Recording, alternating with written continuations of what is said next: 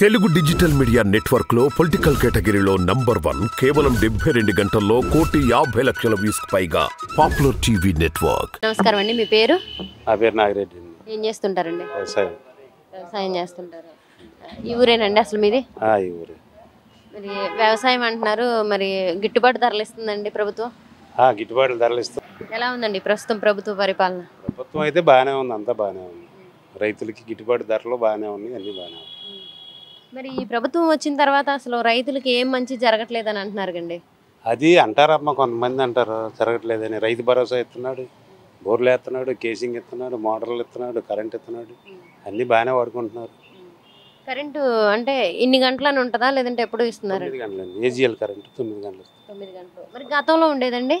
గతంలో 7 గంటలు ఇచ్చేవాళ్ళు, అది కూడా పోతా ఉండేది. ఇప్పుడు కొంచెం కంటిన్యూ చేశారు. ఇప్పుడు కరెంటు కోత ఉందండి, మామూలుగా అయితే బయట ఎక్కడ ఉన్నట్లేదు. ఇక్కడ లేదండి మా ఊళ్ళో. మరి అవే కాకుండా మరి అనేకమంది సంక్షేమ పథకాలు ఇస్తున్నారు, అవన్నీ ఎలా ఉన్నాయండి ప్రజలకి? సంక్షేమ పథకాలు బ్రహ్మాండంగా ఉన్నాయి, అందరికీ బాగానే ఉన్నాయి. మరి ఈ సంక్షేమ పథకాలు ఇవ్వడం వల్ల రాష్ట్రం అప్పుల పాలైపోయింది, జనం సోమరపోతులు అయిపోయారు అంటున్నారు కదండి. అంటారండి, అనకుండా ఎందుకుంటారు? తీసుకునేవాళ్ళు తీసుకుంటున్నారు, అనేవాళ్ళు అంటారు, రానివాడు అంటూ ఉంటాడు. వచ్చినోడు ఏమో తీసుకుంటున్నారు, బాగానే తీసుకుంటున్నారు, అన్నీ బాగానే ఉన్నాయి. మరి ఈ సంక్షేమ పథకాలు ఇవ్వడం వల్ల రాష్ట్రం అభివృద్ధి జరగట్లేదు, ఈ సంక్షేమం వేస్తున్నారు కానీ అభివృద్ధి చేయట్లేదు, కంపెనీలు తీసుకురావట్లేదు, అంటే నెక్స్ట్ రాబోయే యువతకి ఉద్యోగాలు లేవు అని అంటున్నారు కదా, దానికి ఏమంటారు? అవన్నీ వాళ్ళు అవి కూడా తీసుకురావాలమ్మా. వీళ్ళు కూడా అవి కూడా తీసుకొచ్చి మన సిటీకి పెడితే మన పిల్లలు, మన ట్యాక్సులు. ఇప్పుడు మా పిల్లలు ఉన్నారు హైదరాబాద్లో, జాబులు చేస్తున్నారు చాలామంది పిల్లలు. ఆ ట్యాక్సులు ఏంటి ఆయనకి వెళ్తున్నాయి, ఎవరికి?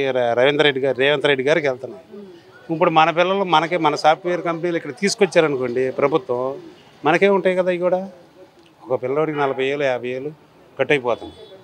అవన్నీ ఆయనకే వెళ్తున్నాయి రేవంత్ రెడ్డి గారు. మరి గత ప్రభుత్వంతో పోల్చుకుంటే అసలు ఈ ప్రభుత్వం మెరుగ్గా పనులు చేసిందా లేదంటే గత ప్రభుత్వం మెరుగ్గా పనులు చేసిందండి ప్రజలకి? ప్రభుత్వం బాగానే మెరుగ్గా పనిచేసింది. మరి గతంలో ఇలాంటి సంక్షేమ పథకాలు కానీ ఇవన్నీ ఉన్నాయండి? రైతులకి రుణమాఫీ అని ఇలాంటివి ఏమైనా ఉన్నాయండి? రైతు భరోసా అన్నాడు, రైతులకు రుణమాఫీ అన్నాడు చంద్రబాబు నాయుడు గారు. అని ఏం చేశాడు? ఎవరికో 4 3 చేశాడు, మిగతా వాళ్ళకి తుస్ అయిపోయింది. అదేంటండి, రైతు రాజు కావాలన్నా, రైతు బాగుపడాలన్నా అది కేవలం చంద్రబాబు నాయుడుకే సాధ్యం అన్నారు. చెప్పండి, ఏనండి, నా వరకు నాకే రాలా.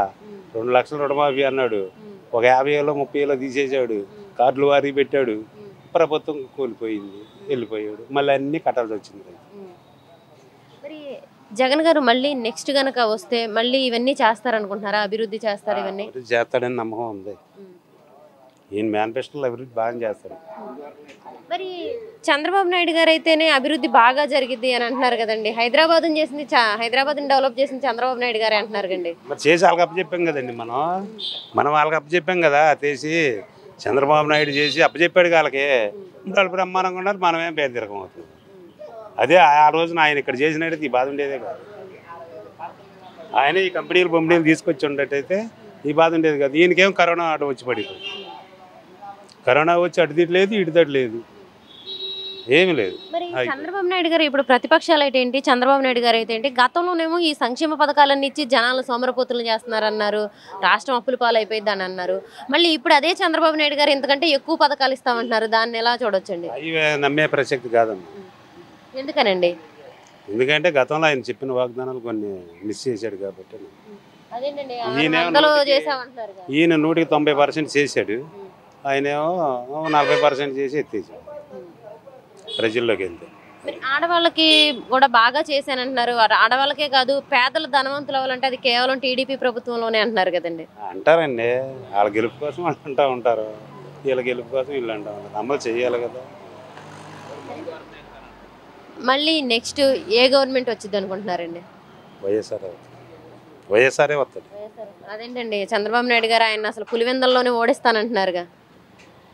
ఓడించినప్పుడు సంగతిగా ఓడిపోయేవాడు కూడా లెక్కింపు అయిపోతున్నా 50,000 వెనక్కుండా కానీ నేనే గెలుతానంటాడు. అది తర్వాతగా తెలియదు.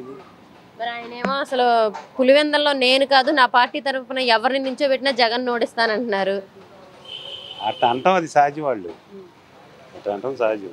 మరి ఆయనే కాకుండా పవన్ కళ్యాణ్ గారు కూడా జగన్ ఓడిస్తాను, జగన్ గద్దె దించుతాను అంటున్నారండి. పవన్ కళ్యాణ్ గారికి అసలు మాట్లాడడం కుదరదు.